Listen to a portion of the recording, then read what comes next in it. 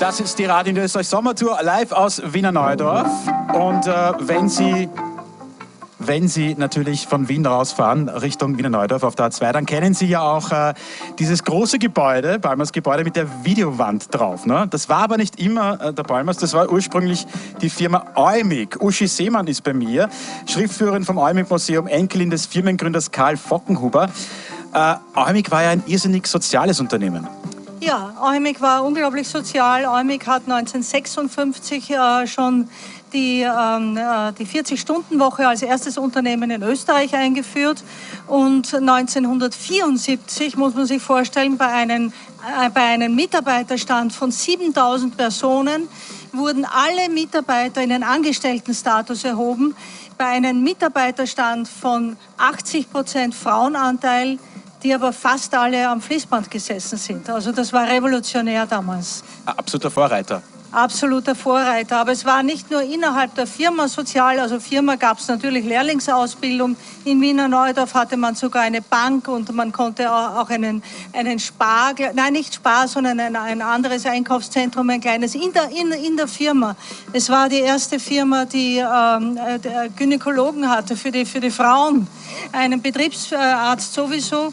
Also und das Ganze auch überall in allen Werken, in allen Zweigwerken in Österreich. Und nicht nur firmenintern, wie gesagt, sondern auch das SOS Kinderdorf wurde unterstützt. Die Eumig hat sogar ein eigenes Kinderdorf gegründet. Und Hermann Gmeiner war oft bei meinem Vater, auch der nach seinem Vater die Firma geleitet hat. Das war ganz großartig. Ich habe selber die Kinderdörfer besucht als kleines Mädchen und war begeistert von dieser sozialen Idee. Weil Sie ja vorher gesagt haben, Fließbandarbeit, was wurde alles hergestellt dort?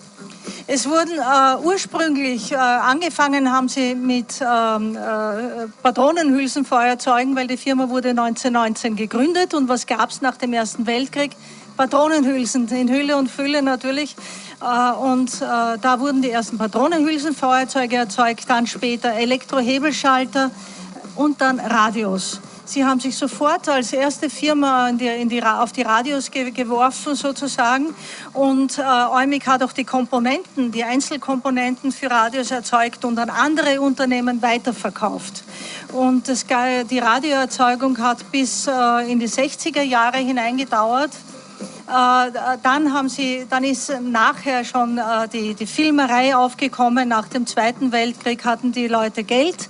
Sie wollten nicht nur stehende Fotos haben, sondern lebende Bilder und haben dann die Filmkameras und Filmprojektoren erzeugt. Und Sie kennen sich so gut aus, weil Sie Schriftführerin im Eumig Museum sind. Das ist ja nicht weit von dort. Das Eumig Museum ist in der Parkstraße in Wiener Neudorf und ich bin nicht nur Schriftführerin, sondern natürlich auch mit der Eumig groß geworden.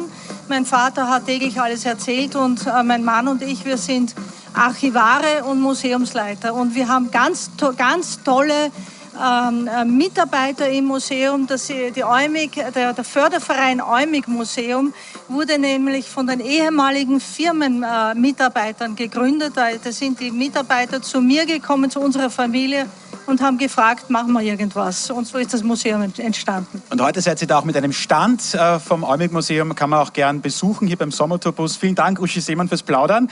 Das ist die Radio Niederösterreich Sommertour.